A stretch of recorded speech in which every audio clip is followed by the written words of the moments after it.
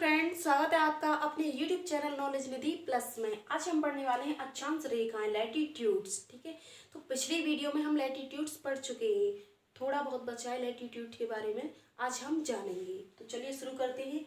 जैसे ये क्या हो गया, हमारा ग्लोब हो गया, ये हमारी 0 डिग्री अक्षांश रेखा हो गई। ठीक है, तो ये क्या है, नॉर्थ, और ये क्या है, साउथ, उत्तरी गोलार्ध और दक्षिणी गोलार्ध। ऐसे इसमें रेखा खींची गई है, कितनी, एक डिग्री से लेकर 90 डिग्री तक। ठीक है, तो ये सब तो हम कल जान चुके हैं। तो आज हम बात करते हैं किन्हीं भी दो अक्षांश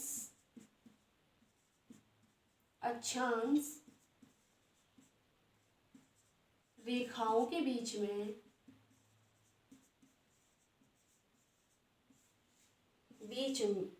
की अक्षांश रेखाओं के बीच की दूरी के बारे में। ठीक है, तो कितनी दूरी है दो अक्षांश रेखाओं के बीच की दूरी, लगभग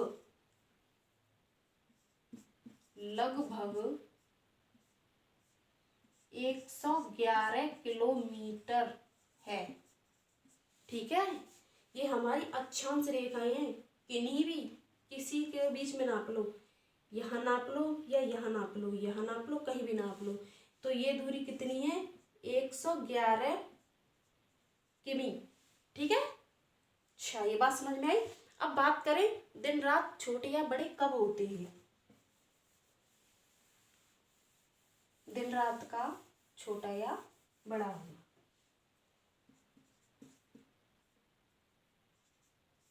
दिन रात का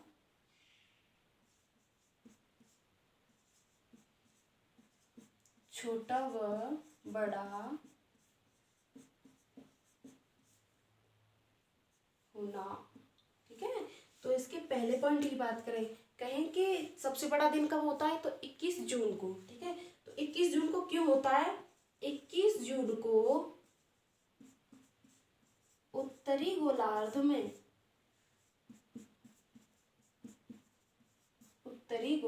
में किस पर, कर्क रेखा पर सूर्य की किरणें कैसी पड़ती हैं, सूर्य की किरणें लंबवत पड़ती हैं,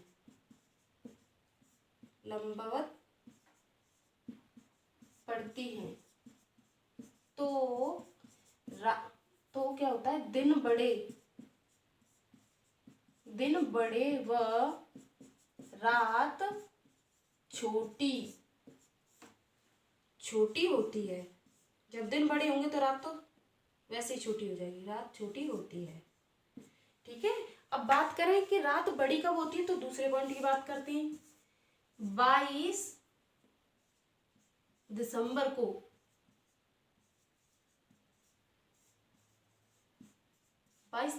को दक्षिणी गोलार्ध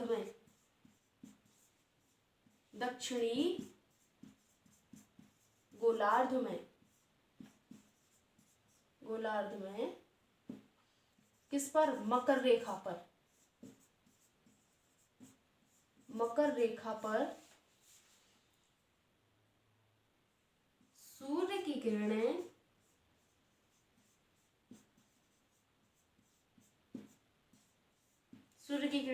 लंबवत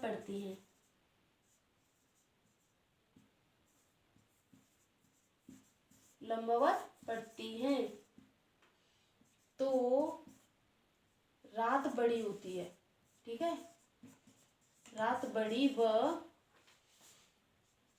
दिन छोटे होते हैं।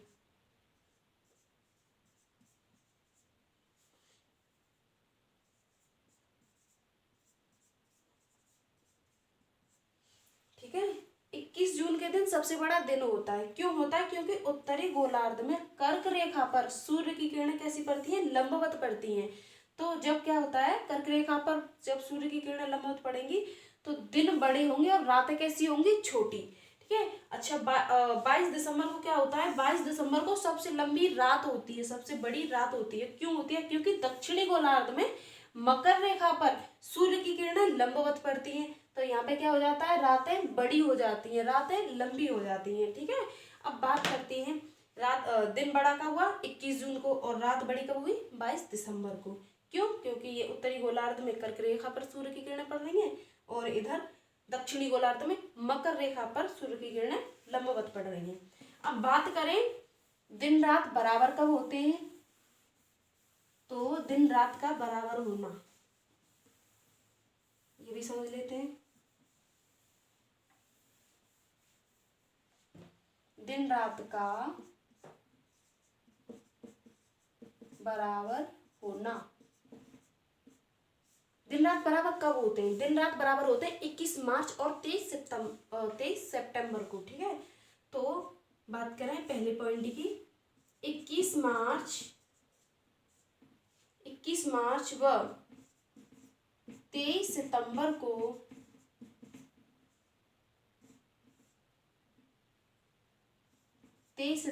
को दिन रात बराबर होते हैं। लेकिन क्यों होते हैं, सूर्य की किरणें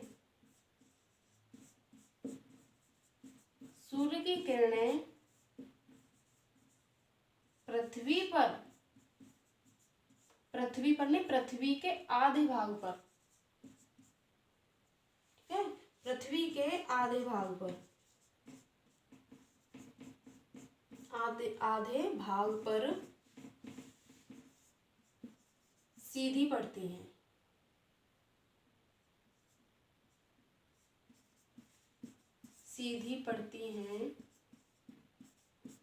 तो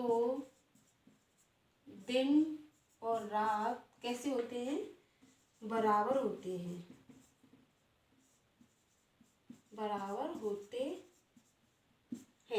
ठीक है। 21 मार्च को और 23 सितंबर को सूर्य की किरण पृथ्वी के आधे भाग पर, यानी कि ये हमारी पृथ्वी है, ठीक है, और यहाँ पे सूर्य हो अगर, तो इसकी किरणें ऐसे पड़ेंगी, ऐसे, ठीक है, इसके आधे भाग पर पड़ेंगी। तो रात और दिन आधे मतलब बराबर हो जाते हैं। ठीक है, रात भी जितनी रात होगी उतना ही समय का दिन होगा। तो रात दिन बराबर का कारण क्या है कि पृथ्वी के आधे भाग पर सूर्य की किरणों का पड़ना। ठीक है, तो सूर्य का प्रकाश पृथ्वी के आधे भाग पर पड़ता है, बराबर भाग पर, ठीक है, आधे भाग पर पड़ता है, तो रात दिन बराबर होता है। और ये घटना कब होती है, 21 मार्च व 23 सितंबर को। ठीक है, इसीलिए, ठीक है, दूसरा पॉइंट इसका, 21 मार्च को क्या कहते हैं, 21 मार्च को बसंत विषुव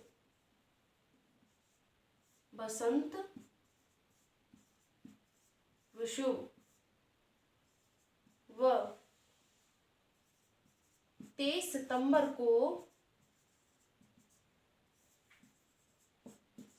को क्या कहते हैं, शरद विषुव।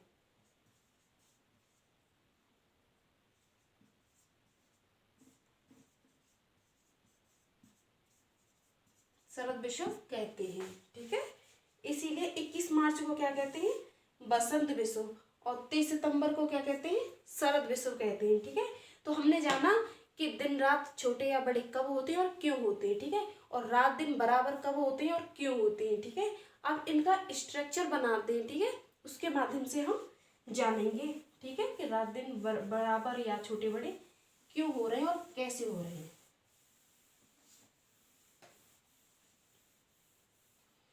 जैसे ये हुआ हमारा, यहाँ पे सन बना लेते हैं, ये सन हो गया।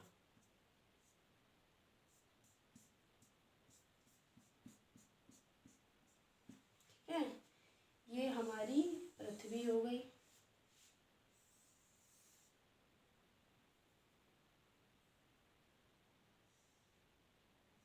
पृथ्वी हो गई, ये भी पृथ्वी हो गई, और ये भी पृथ्वी हो गई। ठीक है, तो ये क्या कर रही है, पृथ्वी सूर्य की परिक्रमण गति कर रही है, रिवॉल्यूशन। ठीक है, तो ये हमारी क्या हो गई, 0 डिग्री अक्षांश रेखा। ठीक है, ऊपर बन गई थोड़ी सी, नीचे 0 डिग्री अक्षांश रेखा, और ये हो गई हमारी 23.5 23.5 डिग्री नॉर्थ। ऐसे ही ये हमारी क्या हो गई 0 डिग्री, ठीक है। और ये हो गई हमारी 23.5 डिग्री साउथ, ठीक है। और ये इसके नीचे एक रेखा और है, इसे बोलते हैं मकर। ये 23.5 डिग्री साउथ, ठीक है। तो ये यहाँ पे 23.5 डिग्री नॉर्थ और ये हो गई साउथ, ठीक है। तो क्या हो रहा है, उत्तरी गोलार्ध में सूर्य की किरणें कहाँ पड़ेंगी, कर्क रेखा पर। ये कर्क रेखा तो है, ये कर्क है, कर्क। और ये क्या है, मकर, ठीक है, मकर रेखा है। तो दक्षिणी गोलार्ध में सूर्य की किरणें जब कर्क रेखा पर लंबवत पड़ेंगी यहाँ, ठीक है। और यहाँ पे कैसी पड़ेंगी, कर्क रेखा पर सूर्य की किरणें लंबवत। तो ये घटना कब घटित होती है, ये होती है 21 जून को, और ये होती है हमारी 22 दिसंबर को, ठीक है, 22 दिसंबर को। और ये भी हमारी पृथ्वी है। यहाँ पे क्या हो रहा है, यहाँ पे सूर्य का प्रकाश इसके आधे भाग पर सीधा पड़ रहा है, ठीक है। ये होती है 21 मार्च को, ठीक है।